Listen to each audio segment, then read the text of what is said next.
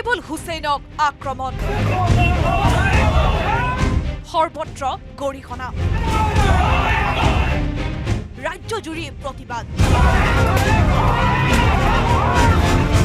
আক্ৰমণকাৰীৰ কঠোৰ শাস্তিৰ দাবী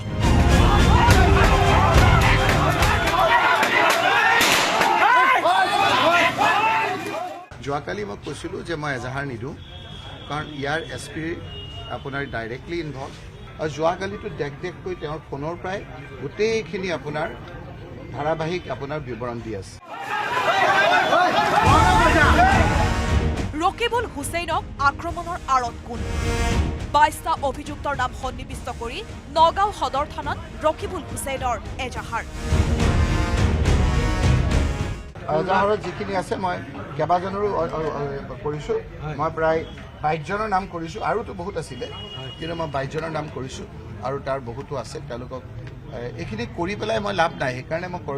কৰিব খোজা নাছিলোঁ কাৰণ এই SPক বহুত আপোনাৰ এজাহাৰ দিছোঁ বিধানসভাত মন্ত্ৰী পীযুষ হাজৰিকাই নাম সদৰি কৰিলে ৰকিবুল হুছেইনৰ আক্ৰমণকাৰী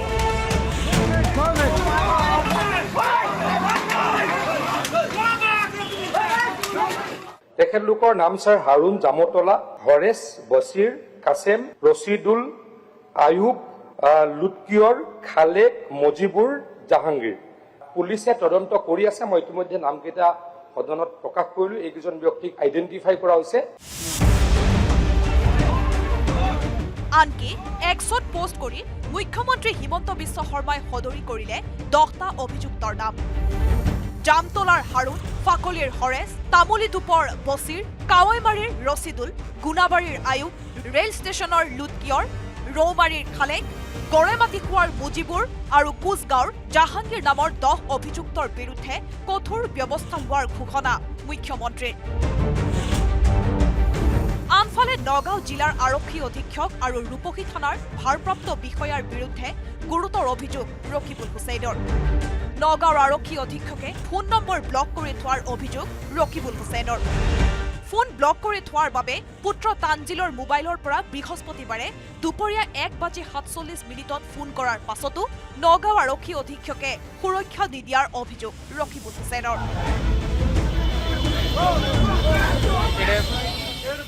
আৰু যোৱাকালিতো দেখ তেওঁৰ ফোনৰ পৰাই গোটেইখিনি আপোনাৰ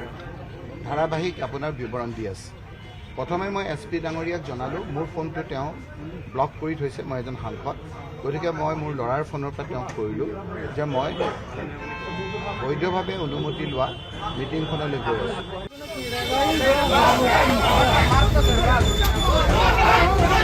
এনে অভিযোগৰ পাছতো আক্ৰমণকাৰীৰ টাৰ্গেট হোৱা নিৰাপত্তাৰক্ষীৰ লগতে ৰকিবুল হুছেইনে দাখিল কৰা এজাহাৰৰ আধাৰত তদন্ত আৰম্ভ কৰাৰ ঘোষণা নগাঁও আৰক্ষীৰ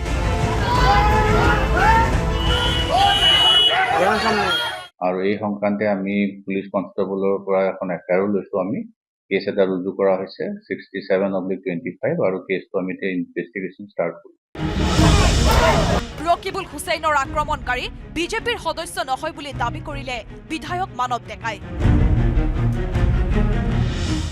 বিজেপি আৰু কাজিয়া কৰিতো ৰাজনীতি কৰা দল নহয় ঘটনাটো অবাঞ্ছিত পুলিচৰ আপোনালোকে আমিনো কিয় পুলিচ হৈ যাওঁ পুলিচে নিজৰ কাম কৰিব দিয়কচোন অসম পুলিচ যথেষ্ট এফিচিয়েণ্ট আপোনালোকে জানে কৰিব পুলিচে নিজৰ কাম কৰি পেলাই সময় দিয়ক ধৈৰ্য ধৰক তাৰ বিপৰীতে বিধানসভাৰ অধিৱেশন আৰম্ভ হোৱাৰ পূৰ্বে বিৰোধী দলপতি দেৱব্ৰত শইকীয়াৰ নেতৃত্বত প্ৰতিবাদ সাব্যস্ত কৰিলে কংগ্ৰেছ বিধায়িনী দলে আৰক্ষী বিভাগৰ ব্যৰ্থতা আৰু গণতন্ত্ৰ ধ্বংস কৰাৰ বাবে বিজেপিৰ ষড়যন্ত্ৰ নগাঁও জিলাৰ ৰূপহী বজাৰত স্পষ্টভাৱে প্ৰতিফলিত হৈছে বিৰোধী যিসকল শক্তি এইসকলক যে অসম চৰকাৰে বাধা দিব বিচাৰিছে তেওঁলোকৰ বিৰুদ্ধে যাতে জনমত সৃষ্টি কৰিব নোৱাৰে বিৰোধী দলসমূহে তাৰ যি প্ৰচেষ্টা ইয়াক আমি নিন্দা কৰিছোঁ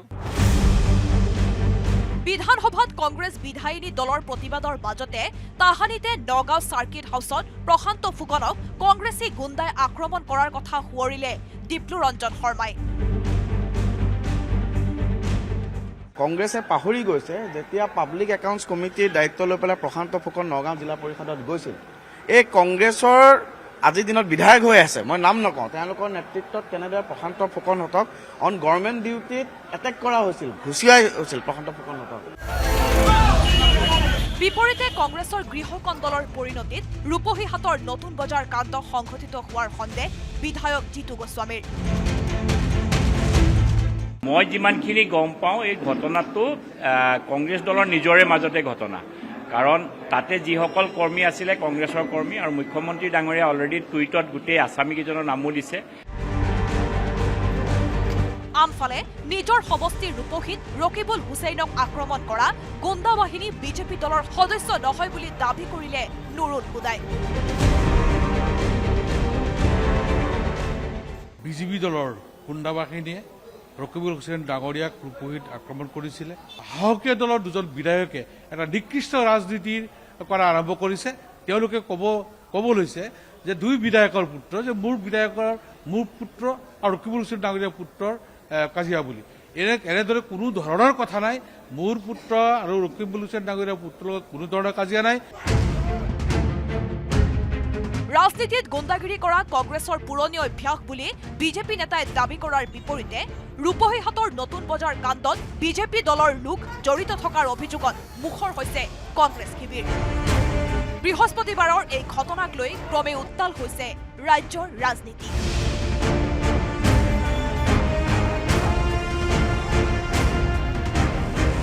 bureau report, news 18 Assam north east.